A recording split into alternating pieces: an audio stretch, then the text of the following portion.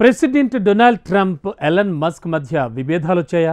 Elon మస్క్కు Vivek రామస్వామికి పడ్డం లేదా? అమెరికాలోనే కాదు, భారత్లో కూడా ఈ అంశంపై చర్చ జరుగుతోంది. ట్రంప్ ప్రతిష్టాత్మకంగా చేపట్టిన స్టార్గేట్ ఏఐ ప్రాజెక్ట్ విషయంలో మస్క్ బాహాటంగానే విమర్శలు చేశారు. మరో కీలక ప్రాజెక్టు డోజ్ నుంచి వివేక్ రామస్వామి తప్పుకోవడం వెనక అసలు కారణాలు ఏమిటనే అనుమానాలు వ్యక్తమవుతున్నాయి. అసలు ట్రంప్, మస్క్, వివేక్ త్రయం మధ్య ఏం జరుగుతోంది? ఎంతో ఆసక్తిని కలిగిస్తోన్న ఈ అంశాలు బర్నింగ్ టాపిక్గా మారిపోయాయి.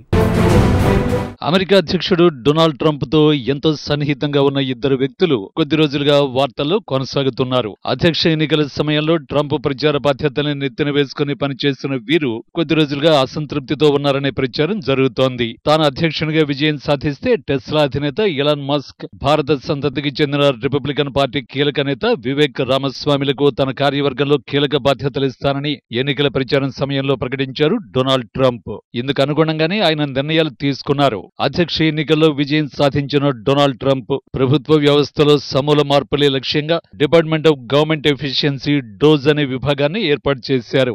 దీనికి మస్క్, వివేక్ లను సంయుక్త సారథులుగా నియమించారు.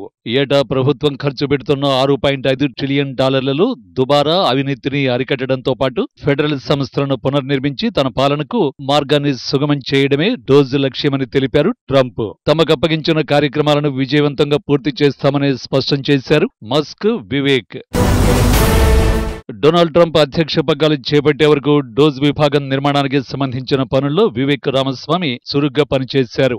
ఏ అంశాలను పర్యవేక్షించాలి, పాలనా వ్యవస్థను ఎలా సంస్కరించాలి అనే అంశాలపై దృష్టి సారించారు. అమెరికా 250వ స్వాతంత్ర్య దినోత్సవం జరుపుకునే 2026 జూలై 4వ తేదీలోపు ఈ ఫెడరల్ బ్యూరోక్రసీని పూర్తిగా ప్రక్షాళన చేస్తామన్నారు. కానీ ట్రంప్ దేశాధ్యక్ష పగ్గాలు చేపట్టిన కొన్ని గంటల్లోనే డోజ్ నుంచి వైదొలుగుతున్నట్లు వివేక్ రామస్వామి ప్రకటన చేశారు. ఈ నిర్ణయం అందరినీ విస్మయానికి గురిచేసింది. వివేక్ రామస్వామి ఓహియో రాష్ట్ర గవర్నర్ పదవికి పోటీ చేయాలని నిర్ణయించుకున్నట్టు వార్తలొచ్చాయి. ఈ ఎన్నికలు 2026 నవంబర్లో జరుగుతాయి. డోజ్కు తన వంతు చేదోడు అందించడం ద్వారా ట్రంప్ దృష్టిలో తన ఇమేజ్ ని వివేక్ పెంచుకున్నారు. అందుకే ఆయన ఓహియో గవర్నర్ పదవికి పోటీ చేయాలని భావిస్తున్నట్టు చెబుతున్నారు. కొద్ది రోజుల్లో ఈ అంశంపై వివేక్ ప్రకటన చేస్తారని వార్తలొచ్చాయి. అయితే ఆయన ఇంత హఠాత్తుగా ఈ నిర్ణయం తీసుకోవడానికి అసలు కారణాలు వేరే ఉన్నాయనే గుసగుసలు మొదలయ్యాయి. డొనాల్డ్ ట్రంప్ ఎంతో ప్రతిష్టాత్మకంగా భావించి ఏర్పాటు చేసిన డిపార్ట్మెంట్ ఆఫ్ గవర్నమెంట్ ఎఫిషియన్సీ తన లక్ష్యాలపై ఇంకా పనిచేయక ముందే వివేక్ రామస్వామి బయటకు రావడానికి అసలు కారణం వేరే ఉందని అంటున్నారు. ఎలాన్ మస్క్ తో విభేదాలే ఇందుకు కారణమన్న ప్రచారం జరుగుతోంది. డోజ్ బాధ్యతలు, విధుల పంపిణీ అంశంపై వాళ్ళిద్దరి మధ్య విభేదాలొచ్చి ఉంటాయని అమెరికా మీడియాలో కథనాలొచ్చాయి. రామస్వామి దూకుడు మస్క్ ను కలవరపరిచింది. డోజ్లో ఉండకూడదని ఎలాన్ మస్క్ భావించారని, అందుకే ఆయన వైదొలిగి ఉండొచ్చంటూ చెబుతున్నారు. అందుకే ట్రంప్ దేశాధ్యక్ష పగ్గాలు చేపట్టిన కొన్ని గంటల్లోనే డోజ్ నుంచి వైదొలుగుతున్నట్లు వివేక్ ప్రకటన చేశారని కథనాల్లో ప్రస్తావించారు. డిసెంబర్ మొదటి వారం నుంచి డోజ్ సంబంధిత పనులకు వివేక్ రామస్వామి దూరంగా ఉంటున్నట్టు తెలిసింది. డోజ్ నుంచి బయటకు రావడానికి గల కారణాలపై ట్రంప్ తో భేటీ కానున్నారు వివేక్ రామస్వామి. అయితే ఎలాన్ మస్క్ గురించి ఫిర్యాదు చేసేందుకు సిద్ధంగా లేరట. ఓహియో గవర్నర్ ఎన్నికల్లో పోటీ చేద్దామని నిర్ణయించుకున్నందున ట్రంప్ తో సానుకూల వాతావరణంలోనే ముందుకు సాగాలనే యోచనతో ఉన్నారని తెలుస్తోంది. ట్రంప్ ప్రమాణ స్వీకారం రోజున మస్క్ తో తాను కరచాలనం చేసిన ఫోటోను వివేక్ ఎక్స్ లో పోస్ట్ చేయడం ఇందుకు సంకేతమని చెబుతున్నారు. మరోవైపు వివేక్ రామస్వామి చాలా తెలివైన నిర్ణయం తీసుకున్నారని తెలుస్తోంది. డోజ్ బాధ్యతల కన్నా గవర్నర్ పదవికి విలువ ఎక్కువని అందరికీ తెలుసు. బయోటెక్ శాస్త్రవేత్త వివేక్ రామస్వామి అనూహ్యంగా రాజకీయాల్లోకి వచ్చారు. అధ్యక్ష ఎన్నికల్లో రిపబ్లికన్ పార్టీ తరఫున అధ్యక్ష అభ్యర్థిగా అవకాశం కోసం తీవ్రంగా ప్రయత్నించి విఫలమయ్యారు. అనంతరం రిపబ్లికన్ పార్టీ అభ్యర్థి డొనాల్డ్ ట్రంప్ విజయం కోసం తీవ్రంగా శ్రమించారు. ప్రచార సమయంలో జరిగిన ఇంటర్వ్యూల్లో తన వాదనలను వినిపించారు. వివేక్ రామస్వామి పనితీరును మెచ్చిన ట్రంప్ తన అధ్యక్ష పదవి చేపట్టిన తర్వాత తన కార్యవర్గంలోకి తీసుకుంటానని ప్రకటించారు. తన అభిప్రాయాలను నిస్సంకోచంగా బలంగా వినిపించే రామస్వామికి విదేశాంగ శాఖ బాధ్యతలు అప్పగించనున్నట్లు వార్తలొచ్చాయి. అయితే తన ప్రచార బృందంలో కీలక భూమిక వహించిన మార్కో రూబియోకు ఆ శాఖ ఇచ్చారు. అమెరికాలో రామస్వామి మంచి వాగ్దాటి ఉన్న నాయకుడిగా జాతీయ స్థాయిలో గుర్తింపు సంపాదించుకున్నారు. రాజకీయంగా ఆయనకు మంచి భవిష్యత్తు ఉంది. అన్ని రకాలుగా ఆలోచించిన తర్వాతే ఆయన ఈ నిర్ణయం తీసుకున్నారని రాజకీయ విశ్లేషకులు భావిస్తున్నారు.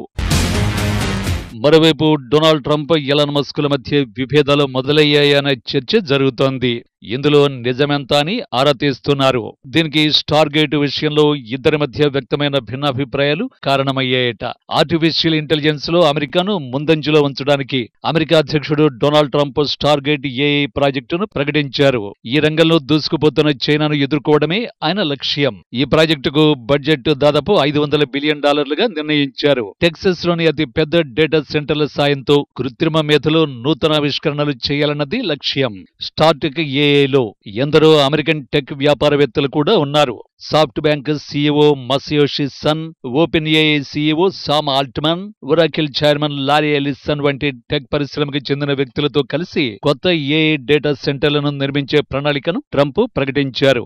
ఇందుకోసం ఇప్పటికే టెక్సస్ లో 10 డేటా సెంటర్లు నిర్మిస్తున్నారు. త్వరలోనే వీటి సంఖ్యను 20కి పెంచనున్నారు. ఈ ప్రాజెక్టుతో 1,00,000 కన్నా ఎక్కువ మందికి ఉద్యోగావకాశాలు లభిస్తాయని ట్రంప్ తెలిపారు.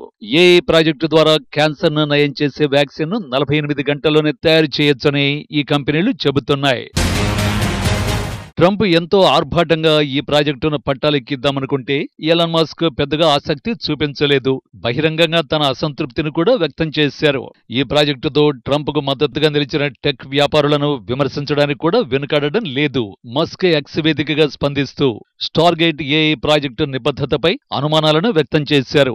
నిజానికి వాళ్ల దగ్గర అంత డబ్బు లేదు, ఆ ప్రాజెక్టు పట్టాలెక్కే అవకాశం కనిపించడం లేదు అని కామెంట్ చేశారు. ప్రధాన పెట్టుబడిదారులలో ఒకటైన సాఫ్ట్ బ్యాంక్ వద్ద సెక్యూరిటీ ఫండ్లలో $10 బిలియన్ కంటే తక్కువ ఉందని ఆరోపించారు. అయితే మస్క్ అక్కడితో ఆగలేదు. అతను ఓపెన్ ఏఐ సీఈఓని లక్ష్యంగా చేసుకుని విమర్శలు చేశారు. మస్క్ చేసిన వ్యాఖ్యలను విలేకరులు ట్రంప్తో ప్రస్తావించారు. అయితే స్టార్గేట్ ఏఐ ప్రాజెక్టును ఉద్దేశించి మస్క్ చేసిన విమర్శలను ట్రంప్ తేలిగ్గా తీసుకున్నారు. ఈ డీల్లో వారు చేస్తారో లేదో నాకు తెలీదు, కానీ వారు డబ్బు పెట్టుబడిగా పెడుతున్నారు అని అన్నారు. ప్రభుత్వం ఏమీ పెట్టుబడి పెట్టడం లేదు. ఈ డీల్లో ఉన్నవారంతా అద్భుతమైన ప్రతిభావంతులు. వీరిలో ఒకరితో మస్క్కు పడదు. బహుశా వ్యక్తిగత శత్రుత్వం వల్లే అలా మాట్లాడి ఉండొచ్చు. అలాంటి ద్వేషాలు నాకు ఉన్నాయని ట్రంప్ అన్నారు. మస్క్ ఆ వ్యాఖ్యల ప్రభావం తనపై లేదు అని ట్రంప్ ఉద్దేశ్యమని చెబుతున్నారు. ఎలాన్ మస్క్ చేసిన వ్యాఖ్యలపై OpenAI CEO Sam Altman స్పందించారు. మస్క్ చెప్పిందంతా అవాస్తవం అన్నారు. కావాలంటే ఆయన ఒకసారి టెక్సస్ వచ్చి నిర్మాణంలో ఉన్న మా తొలి సైట్ ను సందర్శించాలి అని సామ్ ఆల్ట్మన్ సూచించారు. చాట్బాట్ సేవలను అందిస్తున్న చాట్ జీపీటీ మాతృ సంస్థ ఓపెన్ ఏఐని 2015లో స్థాపించిన సమయంలో సామ్ ఆల్ట్మన్ తో పాటు టెస్లా అధినేత ఎలాన్ మస్క్ కూడా దానిలో సభ్యుడు. అయితే 2018లో మస్క్ దాని నుంచి బయటకొచ్చారు. సెల్ఫ్ డ్రైవింగ్ కార్ల కోసం ఏఐను అభివృద్ధి చేస్తున్న కారణంగా పరస్పర విరుద్ధ ప్రయోజనాలు ఉన్నాయని మస్క్ అప్పట్లో అన్నారు. కానీ ఆల్ట్మన్ ఇందుకు భిన్నమైన వాదన వినిపించారు.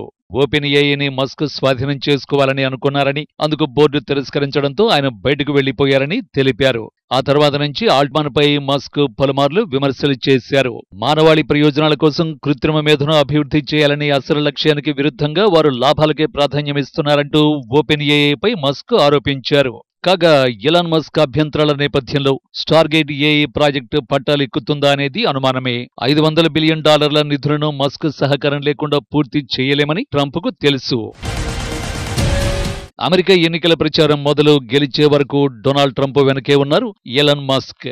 ఇప్పుడు ట్రంప్ గెలిచిన తర్వాత దూరం కావడం తన వ్యాపార ప్రయోజనాలకు కూడా ఇబ్బందికరమని మస్క్కు కూడా తెలుసు. స్పేస్ ఎక్స్ అధినేతగా అంతరిక్ష రంగానికి సంబంధించి మస్క్ భారీగా పెట్టుబడులు పెట్టారు. భవిష్యత్తులో మానవాళి మరో గ్రహం మీద జీవించాలని ఆయన కోరిక. అంగారక గ్రహ ప్రాజెక్టుపైనే తన ఆశలన్నీ పెట్టుకున్నారు మస్క్. ట్రంప్ ప్రసంగంలో అంగారక గ్రహం అంశం తెరపైకి రావడంతో మస్క్ చేపట్టనున్న ప్రయోగాలకు కొత్త ప్రభుత్వ సహాయ సహకారాలు పెద్ద ఎత్తున ఉండే అవకాశం ఉంది. 2020 అధ్యక్ష ఎన్నికల్లో ట్రంప్ ఓటమి తర్వాత ఫేస్బుక్, ట్విట్టర్ తదితర సోషల్ మీడియా వేదికలు ఆయన్ని బహిష్కరించాయి. అలాంటి సమయంలో ట్విట్టర్ ను కొనుగోలు చేశారు మస్క్.